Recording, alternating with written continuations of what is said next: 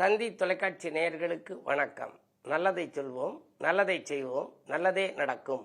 விஸ்வாவசு வருடம் மார்கழி மாத பலன்கள் 16/12/2025 முதல் 14/1/2026 வரையிலான பலன்கள். பிறக்கிற மாதம் மார்கழி மாதம். மாதிடம் கொண்டோருக்கும் மனத்திடம் எல்லாருக்கும் ஜோதிடத்தாலே வாழ்வில் சுகத்தினை ஊட்டுகின்ற சிவல்புரி சிங்காரத்தின் செந்தமிழ் வணக்கங்கள். இந்த மாதத்தை பற்றி நான் எழுதிய ஒரு பாடல். திருப்பாவை பாடல்கள் திருவம்பாவை தேனாக காற்றினிலே ஒலிக்கும் மாதம். 5 மணியானால் சிவாலயங்களிலே எல்லாம் திருப்பாவை திருவம்பாவை இசைத்தட்டுகள் போடுவார்கள். அந்த பாடல் ஒலித்து கொண்டிருக்கிற மாதம் 30 நாளும் அது ஒலிக்கும். அருட்பார்வை சிவபெருமான் பார்ப்பதற்கு அதிகாலை ஓசோனில் குளிக்கும் மாதம். ஓசோன் காற்றில் குளித்து பெண்களெல்லாம் கோலம் போடுகின்ற பொழுது அந்த ஓசோன் காற்று மேலில் படுவதனாலே ஆரோக்கியம் சீராகும்பாங்க. நாமும் அதிகாலையில் குளிக்கிறதுனால அது மிகப்பெரிய உடல் ஆரோக்கியத்தை கொடுக்குமாம். பொருட்பாலுக்கு அடுத்த பாலை ஏற்பதற்கு பூச்சூடி ஆண்டாளை துதிக்கும் மாதம். பொருட்பாலுக்கு அடுத்த பால் என்ன பால்? திருக்குறளில் இன்பத்து பால். ஆக வாழ்க்கையில் திருமண யோகம் ஒருத்தருக்கு வரணும்னா அந்த சூடி கொடுத்த சுடற்கூடிய ஆண்டாளை துதிப்பதற்காக ஏற்பட்ட மாதமாக இந்த மாதம் அமைகின்றது. விருப்பமுடன் அனுமனுக்கும் ஜெயந்தி காண விளைகின்ற மார்கழியோ புனித மாதம். இந்த மாதத்திலே தான் அனுமன் ஜெயந்தி என்று வருகிறது. அது மட்டுமல்ல, இறைவனவன் ஜீவராசி அத்தனைக்கும் இம்மாதம் அஷ்டமியில் படியிழப்பார். மார்கழி அஷ்டமியிலே தான் இறைவன் படியிழக்கும் திருநாள் வரும். நிறைவாக வைகுண்ட ஏகாதேசி நேசிக்கும் குசேலன் குபேரன் ஆனார். குசேலன் கண்ண பரமாத்மாவை பார்த்து அவள் கொடுத்த விட உடனே அந்த அவளை அவர் சாப்பிட்ட உடனே குசேலன் குபேரனாக மாறின நாள் வைகுண்ட ஏகாதசி என்பார்கள். ஆகையினாலே அப்படிப்பட்ட புனிதமான நாள் இந்த மாதத்திலே வருகிறது. பொருள் சேர்த்து ரொக்கத்தை விரும்பும் மாந்தர் புனிதமிகு சொர்க்கவாசல் நுழைவதற்கு பெருமாளின் ஆலயத்தை நோக்கி செல்லும் பெருமைமிகு மாதம் இது. நல்ல மாதம். நம்ம ரொக்கத்திலேயே விரும்புகின்றவர்கள், ரொக்கத்தை விரும்பும் நாம் சொர்க்கத்திலும் விரும்ப வேண்டும் என்று சொல்லி அந்த சொர்க்கவாசல் திறக்கின்ற மாதம் இந்த மாதம். போகியனும் பண்டிகையை காணும் மாதம். இந்த மாத கடைசி நாளிலே போகி பண்டிகை வரும். போகியனும் பண்டிகையை காணும் மாதம். புத்தரிசி தரும் தைக்கு முதலாம் மாதம். அடுத்த மாதம் தை, புத்தரிசி தரப்போகுது, அதற்கு முதலாம் மாதம். வேகமுடன் மங்கையர்கள் கோலமிட்டு வீட்டின் முன் பரங்கிப்பூ வைக்கும் மாதம். கிராமப்புறங்களிலே எல்லாம் கோலமிட்டு சாணம் தெளித்து அந்த சாணத்துக்கு நடுவிலே ஒரு மஞ்சள் பூ வைப்பார்கள், பரங்கிப்பூ. அந்த பரங்கிப்பூ வைத்தால் மங்களம் நடைபெறும் என்று பொருள். தேக நலன் சீராக செல்வம் சேர தேனான மாவினிலே இழை எடுத்து ஏகதந்தன் விநாயகனை துதிக்கும் மாதம். இந்த மாதத்திலே தான் சஷ்டியும் சதயமும் சேர்கின்ற நாளிலே நகரத்தார் பெருமக்கள் பிள்ளையார் நோன்பு என்று கொண்டாடுவார்கள். இம்மாதம் இறைவனுக்கே உகந்த மாதம். 30 நாளும் இறைவனுக்கு வந்த நாள் இந்த மாதம். கீதையிலே கண்ணனவன் எடுத்துரைத்த கீர்த்திமிகு தமிழ் மாதம் இந்த மாதம். மாதங்களில் நான் மார்கழியாக இருக்கிறேன் கண்ணன் சொன்னதாக சொல்வார்கள். அப்படிப்பட்ட மாதம். சாதனைகள் நிகழ்த்திடவே விரும்புவோர்கள், சரித்திரத்தில் இடம் பிடிக்க நினைப்போரெல்லாம் மேதினியில் அதிகாலை முகூர்த்தம் தண்ணில் பிரம்ம முகூர்த்தம் இருக்கு இல்லையா, அந்த நேரத்தில் கோயிலுக்கு போவாங்க. மிகச்சிறப்பாய் வழிபாட்டை காணும் மாதம். பாதையெல்லாம் கதிர் சாய்ந்து கிடக்கும் மாதம். அடுத்த மாதம் கதிரறுத்து தை மாதத்திலே புத்தரிசி பொங்கலிடுவார்கள். ஆகையினாலே தான் தை பிறந்தால் வழி பிறக்கும். நாங்கள் வயல்வெளியிலே வரப்பு முழுவதும் இப்பொழுது அந்த கதிர் விளைந்து கிடக்கும். அதை அறுத்த பின்னாலே பாதை தெளியும் என்பதனாலே தான் தை பிறந்தால் வழி பிறக்கும், நமக்கு வழி கிடைக்கும் என்றார்கள். அப்படிப்பட்ட பாதையெல்லாம் கதிர் சாய்ந்து கிடக்கும் மாதம் பாரத போர் நடைபெற்ற மாதமாகும். இந்த மாதத்திலே தான் பாரத போர் நடைபெற்றதாக சொல்வார்கள். இப்படிப்பட்ட சிறப்பு வாய்ந்த மாதம். இந்த மாதத்திலே கிரக நிலைகள் எப்படி இருக்கிறது என்பதை இப்பொழுது நாம் பார்ப்போம்.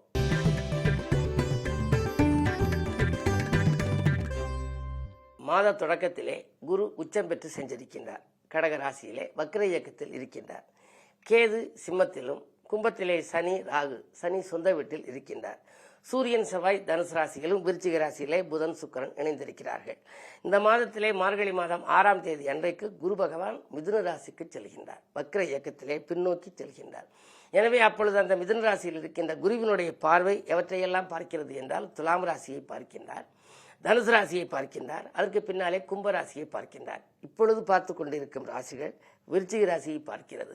மாத தொடக்கத்தில் விருச்சிக ராசியிலே குருவின் பார்வை பதிகின்றது, மகர ராசியிலே பதிகின்றது, மீன ராசியிலே பதிகின்றது. இந்த மூன்றும் குரு பார்வை பெறுவதனாலே மாத தொடக்கம் மிக மகிழ்ச்சியாக இருக்கும். அதற்கு பின்னாலே குரு பேச்சுக்கு பின்னாலே வேறு 3 ராசிகள், அதாவது துலாம் ராசி, தனுசு ராசி, மீன ராசி ஆகிய கும்பராசி ஆகிய அந்த 3 ராசிகளையும் அந்த குரு பகவான் பார்க்க போகின்றார்.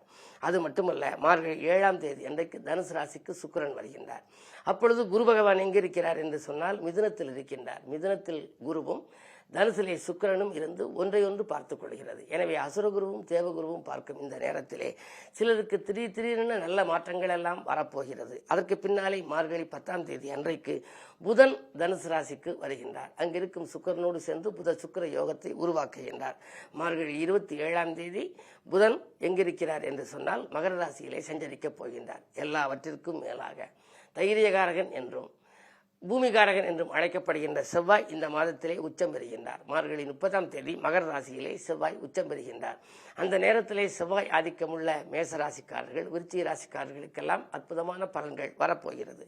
பொதுவாக இப்படிப்பட்ட இந்த பலன்கள் எல்லாம் பொது பலன்கள் தான். உங்களுக்கென்று ஒரு சுய ஜாதகம் இருக்கின்றது. சுய ஜாதக ரீதியாக நீங்கள் பார்த்து திசாபுத்தி கேட்டு தெய்வங்களை வழிபட வேண்டும்.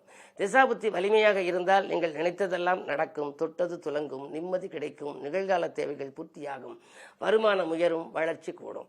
சரி, திசாபுத்திகள் பலமிழந்திருந்தால் கவலைகள் அதிகரிக்கும், காரியத்தடை ஏற்படும், காசு பண புழக்கமும் குறையும், பகை அதிகரிக்கும், எந்த காரியத்தையும் எடுத்தோம் முடித்தோம் என்று செய்ய இயலாது. அப்பொழுதெல்லாம் என்ன செய்ய வேண்டும் என்றால், விதியை மாற்றக்கூடிய ஆற்றல் எதற்கு இருக்கிறது என்று சொன்னால் ஆலய வழிபாட்டுக்கு உண்டு. விதியை முழுமையாக மாற்ற முடியாது. விதி என்பது விதிக்கப்பட்டது. ஒரு மனிதனுக்கு இப்படித்தான் விதி இருக்கும், அவன் வாழ்க்கை இப்படித்தான் இருக்கும் என்று பிறக்கின்ற பொழுதே விதிக்கப்பட்டு விட்டது. அந்த விதியை நாம் மாற்றவே முடியாது.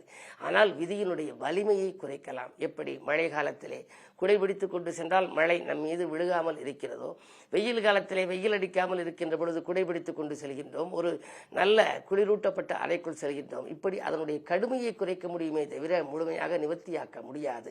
இருந்தாலும் அப்படி குறைப்பதற்கென்று ஏராளமான ஆலயங்கள் இருக்கின்றன. ஒவ்வொரு கிரகங்களுக்கும் நவகிரகங்களுக்கும் ஆலயங்கள் இருக்கின்றன. அங்கு நாம் சென்று வழிபட்டு வந்தால் நம்முடைய குறைகள் தீரும், கோரிக்கைகள் நிறைவேறும். பொதுவாக நவகிரகத்தை பற்றிய பாடல் ஒன்று உண்டு. சூரியன், சோமன், செவ்வாய், சொற்புதன், வியாழன், வெள்ளி, காரியம், ராகு, கேது, கடவுளர் ஒன்பது நாமத்தாரியல் சர்க்கரத்தை தரித்திரது பூசித்தாலும் பாரினில் செல்வம் உண்டாம், பாக்கியம் நல்கும் தானே என்று ஒரு பழம்பாடல் ஒன்று உண்டு. இப்படி நவகிரகங்களுக்குரிய துதிப்பாடல்கள், பக்தி பாடல்களை படிக்கலாம். இல்லை என்றாலும் ஆலயங்களுக்கு சென்று அந்தந்த ஆலயங்களில் உள்ள தெய்வங்களுக்குரிய துதிப்பாடல்களையோ அல்லது கவசங்களையோ நாம் படித்து வழிபட்டால் நம்முடைய வாழ்க்கை பயணம் சீராகவும் சிறப்பாகவும் இருக்கும். கிரகங்களுடைய சுழற்சி தான் மனித வாழ்க்கையின் வளர்ச்சி என்பதை கண்டுகொண்டதால் தான் இப்பொழுது ஆலயங்களில் எல்லாம் அதிக கூட்டம் வந்து கொண்டிருக்கின்றது. சரி, இந்த மாதம் எத்தனை விழாக்கள் இருக்கின்றன என்று பார்த்தால் மார்கழி மாதத்திலே 4ஆம் தேதி அன்றைக்கு அனுமன் ஜெயந்தி.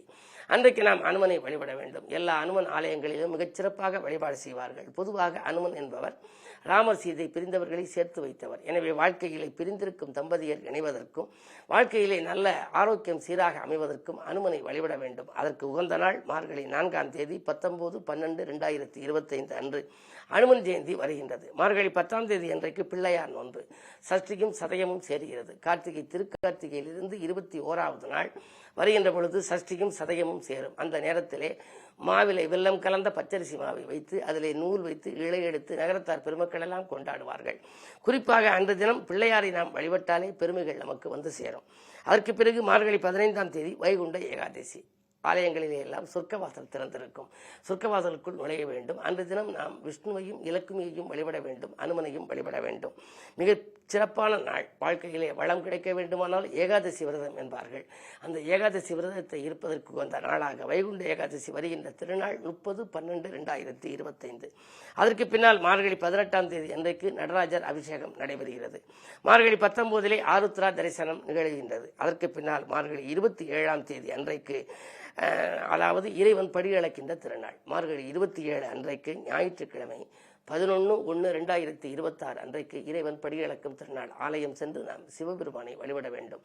சகல ஜீவராசிகளுக்கும் படியளக்கும் அந்த அஷ்டமி திருநாள் அன்றைக்கு வருவதனாலே அன்று தினம் ஆலயங்களுக்கு நாம் ஒரு சிட்டிகை அரிசி, சும்மா ஒரு ஸ்பூன் அளவிற்கு அரிசி எடுத்து சென்று இறைவன் சன்னதியிலே வைத்து வணங்கிவிட்டு அதை கொண்டு வந்து நம்முடைய மொத்த அரிசியிலே சேர்த்து வைத்துக் கொண்டால் வாழ்க்கை முழுவதும் நமக்கு உணவு பஞ்சம் ஏற்படாது என்பார்கள். வாழ்க்கைக்கு தேவை உணவு, உடை, உறைவிடம். இது மூன்றையும் கொடுக்கக்கூடிய அந்த ஆண்டவன், அதாவது அந்த பரம்பொருள் என்ன செய்கிறார் என்று சொன்னால் அன்று தினம்தான் அவர் வந்து படியளக்கின்றாராம். ஆகையினாலே இறைவன் படியளக்கும் திருநாள் மார்கழி 27 வருகிறது. பிறகு மார்கழி 30ஆம் தேதி அன்றைக்கு உங்களுக்கெல்லாம் தெரியும் போகி பண்டிகை.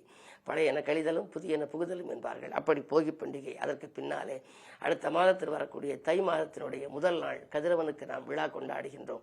அன்று பொங்கல் வைத்து கொண்டாட வேண்டும். அதற்கு முன்னதாக மார்கழி 30 போகி பண்டிகை என்று வருகின்றது. இப்படிப்பட்ட சிறப்பு வாய்ந்த இந்த மாதத்திலே இனி 12 ராசிக்காரர்களுக்கும் 27 நட்சத்திரத்தில் பிறந்தவர்களுக்கும் எல்லா வளமும் நலமும் கிடைக்கும் என்று சொல்லி, அப்படி கிடைப்பதற்கு என்னவெல்லாம் நாம் வழிபாடுகளை மேற்கொள்ள வேண்டும் என்பதையும் நீங்கள் அறிந்து கொள்ள வேண்டும் என்று தெரிவித்து இந்த மாத ராசி பலன்களை இப்பொழுது உங்களுக்கு வழங்கப் போகின்றேன்.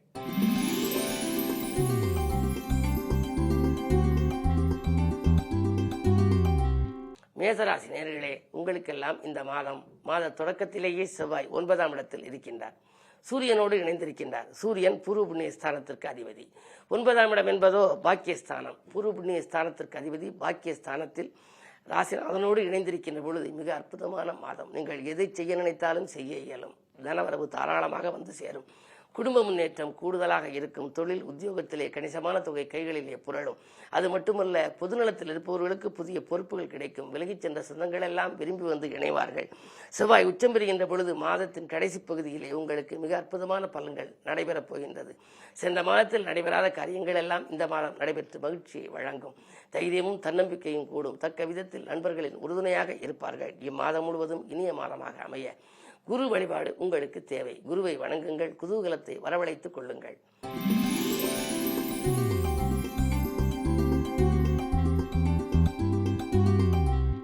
ரிஷபராசினியர்களே, உங்களுக்கெல்லாம் இந்த மாத தொடக்கத்திலேயே சுக்கிரனும் புதனும் 7ஆம் இடத்தில்.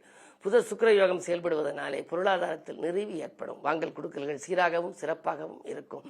இடம் பூமி வாங்கும் யோகம் உங்களுக்கு உண்டு. எடுத்த புது முயற்சிகளிலும் உங்களுக்கு வெற்றி கிடைக்கலாம். 3ஆம் இடத்திலே குரு வக்ர இயக்கத்தில் இருப்பது நன்மைதான்.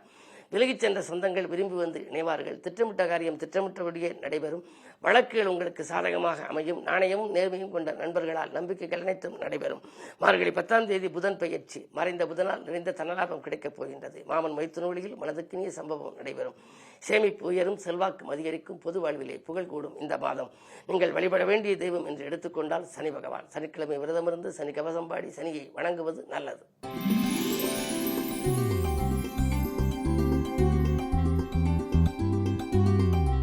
மிதுன ராசி நேயர்களே, உங்களுக்கெல்லாம் இந்த மாத தொடக்கத்தில் புதன் 6ஆம் இடத்தில் 12க்கு அதிபதியோடு கூடியிருக்கின்றார். 6, 8, 12க்கு அதிபதி தனித்தோ ஒன்று கூடியோ இருந்தால் விபரீத ராஜயோகம் என்பார்கள். எனவே அந்த யோகம் இந்த மாதம் உங்களுக்கு ஆரம்பத்தில் இருப்பதனாலே திட்டமிடாமல் செய்யும் காரியங்களில் கூட வெற்றி கிடைக்கும். திறமை மிக்கவர்கள் உங்களுக்கு உறுதுணையாக இருப்பார்கள்.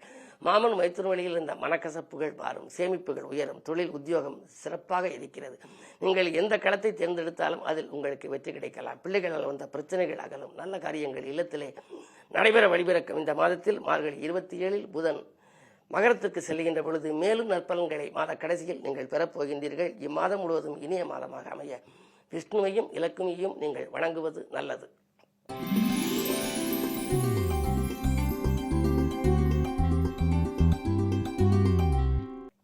கடகராசி நேயர்களே, உங்களுக்கெல்லாம் ராசியிலேயே இருக்கும் குரு உச்சம் பெற்றிருக்கின்றார். எனவே மாத தொடக்கம் மகிழ்ச்சியாகவே இருக்கின்றது. வக்ர இயக்கத்தில் இருப்பது ஒரு வழிக்கு நன்மைதான்.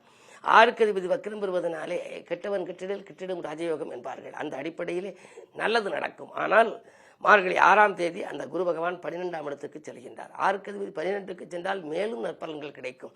அஷ்டமத்து சனியின் ஆதிக்கம் இருப்பதால் உடல் ஆரோக்கியத்தில் கொஞ்சம் கவனம் தேவை. உடல்நிலையில் மட்டுமல்ல, மனநிலையிலும் சொந்த மன கிளேசங்கள் வரலாம். உறவினர் பகை உருவாகலாம். விட்டு கொடுத்து செல்ல வேண்டிய நேரம். இம்மாதம் முழுவதும் உங்களுக்கு மகிழ்ச்சி கிடைக்க வேண்டுமானால் தொடர்ந்து நீங்கள் குலதெய்வ வழிபாடு, இஷ்ட தெய்வ வழிபாடுகளை மேற்கொள்ள வேண்டும். அது மட்டுமல்ல, சனிக்கிழமை தோறும் நீங்கள் அனுமதியும் வழங்க வேண்டும். செவ்வாய் உச்சம் பெறுகின்ற நேரத்திலே உங்களுக்கு மிகச்சிறந்த பலன்கள் உங்களுக்கு கிடைக்கும். பொதுவாக மாதத்தின் முற்பாதியை காட்டிலும் பிற்பாதி உங்களுக்கு வளர்ச்சி அதிகரிக்கும். இந்த மாதம் இனிய மாதமாக உங்களுக்கு அமைய அனுமதி நீங்கள் வழங்குவது நல்லது.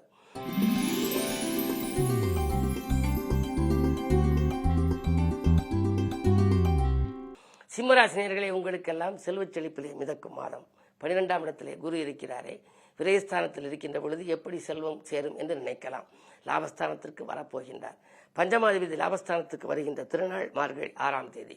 எனவே மாத தொடக்கத்திலேயே லாபஸ்தானம் புனிதம் அடைகின்றது. எனவே நல்ல வருமானங்கள் வரலாம். தொழில் உத்தியோகம் மிகச்சிறப்பாக இருக்கும். பொது வாழ்வில் இருப்பவர்களுக்கு புதிய பொறுப்புகள் வரும். அது மட்டுமல்ல, ஒப்பந்தங்களில் கையெழுத்திட்டு மகிழ்வீர்கள். ராகு கேதுக்களின் ஆதிக்கம் இருக்கிறதே என்று கவலைப்பட வேண்டாம். ஆன்மீக நாட்டம் அதிகரிக்கும். புதிய ஆலயங்களுக்கெல்லாம், அதாவது புகழ்பெற்ற ஆலயங்களுக்கு சென்று வழிபட்டு வர வேண்டும் என்ற உங்களுடைய சிந்தனை இப்பொழுது நிறைவேறும். கணவன் மனைவிக்குள்ள இருந்த கருத்து வேறுபாடுகள் அகலும், ஒற்றுமை பலப்படும். குடும்பத்தில் நீங்கள் எதை செய்ய நினைத்தாலும் அதை உடனடியாக செய்யும் அளவுக்கு வாழ்க்கை தரம் உயரப் போகின்றது. இந்த மாதம் இனிய மாதமாக அமைய ராகு கேதுக்களினுடைய வழிபாடு அல்லது துர்க்கை வழிபாட்டையும் நீங்கள் மேற்கொள்வது நல்லது.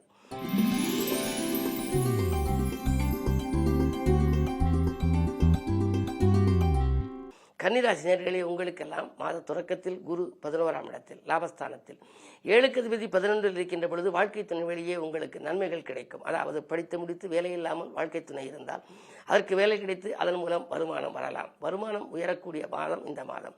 சென்ற மாதத்தில் ஏற்பட்ட சிக்கல்கள் எல்லாம் படிப்படியாக அகலும். உங்களுடைய ராசிநாதன் 3இல் இருக்கின்றார். 3ஆம் இடம் வெற்றிகள் ஸ்தானம். சுக்கிரனோடு இணைந்திருப்பதனாலே ஆடை ஆபரண சேர்க்கை, பொன்பொருள் சேர்க்கை உங்களுக்கு ஏற்படும். அது மட்டுமல்ல, வாங்கல் கொடுக்கல்களும் சீராகவும் சிறப்பாகவும் இருக்கும். நல்ல வாய்ப்புகள் எல்லாம் இளம் தேடி வருகின்ற மாதம் இந்த மாதம். 2லே சந்திரன் இருந்து மாதம் தொடங்குவதனாலே லாபம் சிறப்பாக இருந்து பொருளாதாரம் உச்சநிலை அடைவதனாலே எதை எந்த நேரம் நீங்கள் செய்ய நினைத்தாலும் செய்ய இயலும். அந்த அளவுக்கு வளர்ச்சி கொடுக்கின்ற இந்த மாதத்தில் உங்களுக்கு வழிபாடு என்று எடுத்துக்கொண்டால் வராகி அம்மனை நீங்கள் வழிபட வேண்டும். வராகி வழிபாடு உங்கள் வளர்ச்சிக்கு வித்திடும்.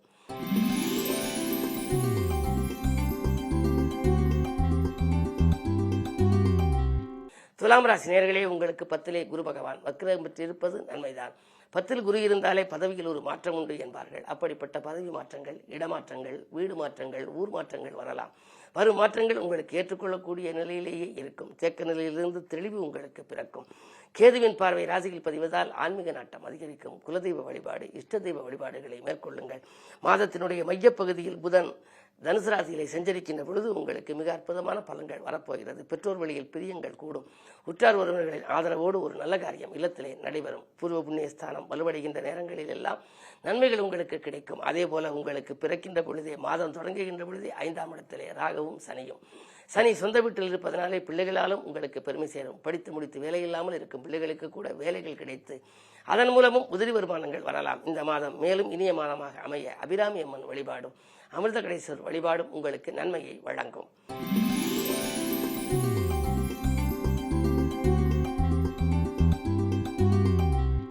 விருச்சிக ராசி நேயர்களே, உங்களுக்கெல்லாம் இந்த மாதம் வெற்றி செய்திகள் வீடு வந்து சேர்கின்ற மாதம். உங்களுக்கு ராசியிலேயே புதன் சுக்கிரன் இணைந்திருக்கின்றார்கள். புத சுக்கிர யோகம் என்று சொன்னாலே பொருளாதார மேம்பாடு அதிகரிக்கும். வாங்கல் கொடுக்கல்கள் மிக அற்புதமாக இருக்கும். குருவினுடைய பார்வையும் இருக்கின்றது. குரு பார்த்தால் கோடி நன்மை என்பார்கள். அதுவும் 5ஆம் பார்வையாக பார்ப்பதனாலே நினைத்ததை காட்டிலும் உங்களுக்கு மிக அற்புதமான பலன்கள் கிடைக்கப் போகின்றது. இந்த மாதம் சென்ற மாதத்தை காட்டிலும் சிறப்பான மாதம். விலை உயர்ந்த பொருட்களை வாங்கி மகிழ்வீர்கள். வங்கிகளில் சேமிப்பு உயரும். வளர்ச்சி பாதையை நோக்கி அடியெடுத்து வைப்பீர்கள். செல்வாக்கும் உங்களுக்கு மேலோங்கும். உத்தியோகத்தில் கூட மேலதிகாரிகளின் பாராட்டுகளை பெறுவீர்கள். எதை எந்த நேரம் நீங்கள் செய்ய நினைத்தாலும் செய்ய இயலும் அளவுக்கு உங்களுக்கு தனவரவு தாராளமாக வந்து கொண்டே இருக்கும்.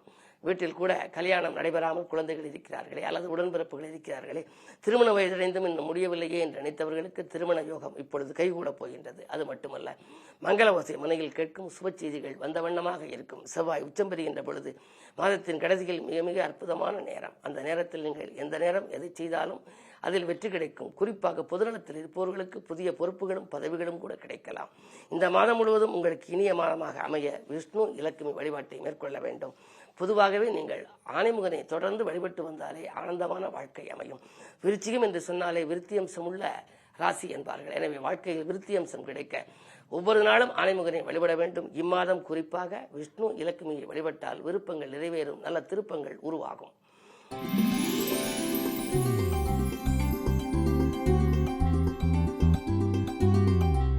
தனுசு ராசி நேயர்களே, உங்களுக்கு அஷ்டமத்திலே குரு இருக்கின்றார். எனவே மாத தொடக்கத்தில் விரயங்கள் கூடுதலாக இருக்கும். யோசித்து செயல்பட வேண்டும். எப்படியும் முடிந்துவிடும் என்று நினைத்த காரியம் முடிவடையாமல் போகலாம். வரவு வருவதற்கு முன்னரே செலவுகள் காத்திருக்கும். வாய்தாக்களும் வழக்குகளும் வந்து கொண்டே இருக்கும். பிள்ளைகளாலும் தொல்லைகள் வரலாம். ஆனால் மார்கழி 6ஆம் தேதி குரு பேச்சியாகி உங்கள் ராசியை பார்க்கப் போகின்றார். பார்க்கும் குருவால் பலன் அதிகம் கிடைக்கும்.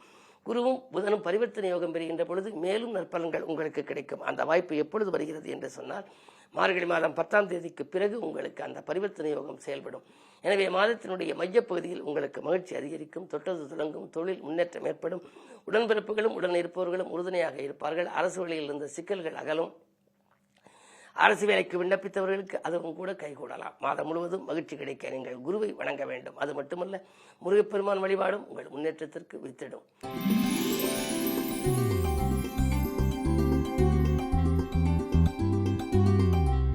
மகர ராசி நேயர்களே, உங்களுக்கு மாத தொடக்கத்தில் 2 ராகு 8 கேது. திரண்ட செல்வம் வர வேண்டும் என்றால் 2 ராகு இருக்க வேண்டும் என்பார்கள். கும்பராகு குடங்குடமாய் கொடுக்குமாம். எனவே பணப்புழக்கம் நன்றாக இருக்கும். ஆனால் மனக்கலக்கம் கொஞ்சம் அதிகரிக்கும். 7 சனி விலகப் போகின்றது. வாக்கிய கணித ரீதியாக 6/3/2026 சனி விலகுகிறது. அதுவரை கொஞ்சம் பொறுமை தேவை. எதிலும் கொஞ்சம் இனம் கண்டுகொண்டு செயல்படுவது நல்லது. 7ஆம் இடத்திலே குரு இருந்து பார்ப்பதனாலே காரியங்கள் கடைசி நேரத்தில் கைகூடிவிடும். மார்கழி 7ஆம் தேதி சுக்கிரன் பேச்சுக்கு பிறகு உங்களுக்கு பிள்ளைகளால் பெருமைகள் சேரும். பிள்ளைகளுடைய முன்னேற்றம் கருதி நீங்கள் எடுத்த முயற்சிகளிலும் உங்களுக்கு வெற்றி கிடைக்கும். அதற்கு வேலை வாய்ப்புக்கோ கல்யாணத்திற்கோ நீங்கள் எடுத்த முயற்சி கைகூடலாம். வீட்டுக்கு தேவையான விலை உயர்ந்த பொருட்களை வாங்கி மகிழ்வீர்கள். மனக்குழப்பங்கள் அகலும். பிரிந்து சென்ற சொந்தங்கள் எல்லாம் விரைந்து வந்து இணைவார்கள். வியாழ பார்வை நன்மை அடைய வியாழக்கிழமை தோறும் விரதமிருந்து வியாழனை நீங்கள் வழிபட வேண்டும். அது மட்டுமல்ல, அனுமன் வழிபாடும் உங்களுக்கு ஆனந்தமான வாழ்க்கையை அமைத்துக் கொடுக்கும்.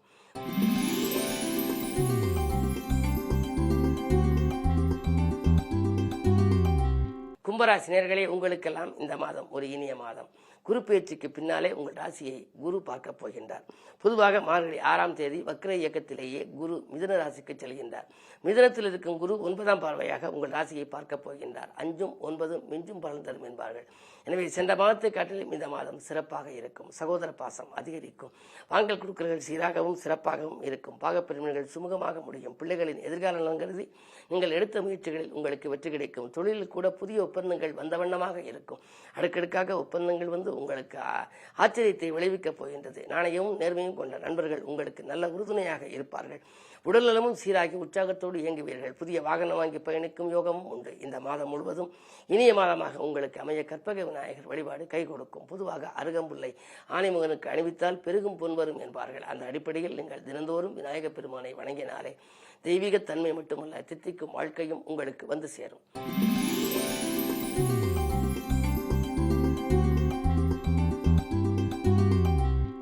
மீனராசி நேயர்களே, உங்களுக்கு இந்த மாதம் மிகச்சிறந்த மாதம். மாத தொடக்கத்தில் குரு உங்கள் ராசியை பார்க்கின்றார்.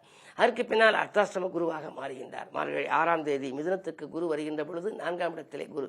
அர்த்தாஷ்டம குரு என்ன செய்யும் என்று நீங்கள் நினைப்பீர்கள். ஆரோக்கியத்தில் சிறு தொல்லைகளை கொடுக்கலாம். சில காரியங்களில் தடைகள் ஏற்பட்டுத்தான் முடியும். இருந்தாலும் காரியங்கள் கடைசி நேரத்தில் கைகூடிவிடும். செல்வாக்கு மிக்கவர்கள் நீங்கள். செல்வச் செழிப்பிலே மிதக்க வேண்டுமானால் குருவினுடைய அருட்பார்வை வேண்டும். அப்படி பார்க்கின்ற பொழுது குருவினுடைய பார்வை உங்கள் ராசிக்கு 8ஆம் இடத்திலும் பதிகிறது, 10ஆம் இடத்திலும் பதிகிறது, 12ஆம் இடத்திலும் பதிகிறது. மார்கழி 6ஆம் தேதி மிதுனத்துக்கு சென்ற குருவின் பார்வை அப்படி பதிகின்றது. அப்போது உங்களுக்கு 10ஆம் இடத்திலே குரு பார்வை பதிவதனாலே தொழில் ஸ்தானம் புனிதமடைகின்றது. எனவே மார்கழி 6க்கு மேல் தொழில் முன்னேற்றம் உங்களுக்கு சிறப்பாக இருக்கும். ஒப்பந்தங்கள் அடுக்கடுக்காக வரலாம். நண்பர்கள் நம்பிக்கைக்குரிய விதத்திலே சில காரியங்களை முடித்துக் கொடுப்பார்கள். தேக்க நிலை மாறி தெளிவு பிறக்கும். மறந்த காரியங்களை எல்லாம் செய்து முடிப்பீர்கள்.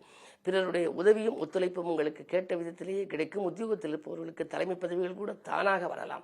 இந்த மாதம் உங்களுக்கு ஒரு யோகமான மாதமாகவும் இனிய மாதமாகவும் அமைய வேண்டுமானால் நீங்கள் வழிபாடுகளை மேற்கொள்ள வேண்டும். குறிப்பாக எந்த விதமான தோஷங்கள் இருந்தாலும் அதை அகற்றுவது பிரதோஷ வழிபாடு. எனவே பிரதோஷ விரதமிருந்து நந்தியம்பெருமானையும் சிவன் உமையவளையும் வழிபட்டால் நல்லது நடக்கும். இல்லம் முழுவதும் இனிய வாழ்க்கை உங்களுக்கு, இல்லறம் முழுவதும் இனிய வாழ்க்கையாக உங்களுக்கு அமையும். இந்த மாதம் இனிய மாதமாக அமைய நந்தி வழிபாட்டை மேற்கொள்ளுங்கள். 12 ராசிக்காரர்களுக்கும் 27 நட்சத்திரத்தில் பிறந்தவர்களுக்கும் எல்லா வளமும் நலமும் கிடைக்கவும், பொன்னும் பொருளும் போற்றுகின்ற செல்வாக்கும் இன்னும் பெருகி இயல்பாக வளம் பெறவும் என்னுடைய இதயம் கனிந்த நல் வாழ்த்துக்கள். வணக்கம். நன்றி.